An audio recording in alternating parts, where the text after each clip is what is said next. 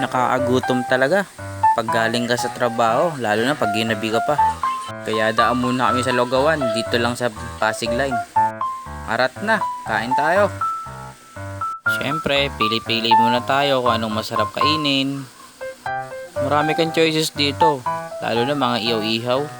Meron din mga prito. Pero syempre, ang sadya natin dito ay lugaw. Kaya tara, pasok tayo. Yan, umorder na nga kami ng lugaw. Pagkain ng mga mahina ang pananaw. Sobrang lasa ng lugaw dito mga boys. Yan, makikita nyo rin, may mga choices din kayo dyan kung anong gusto nyong 28 partner sa lugaw.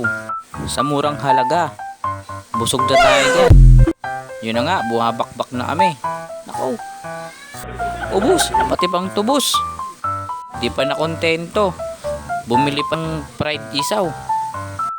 Dito lang yan sa kahabaan ng Pasig Line. Simpleng street food lang.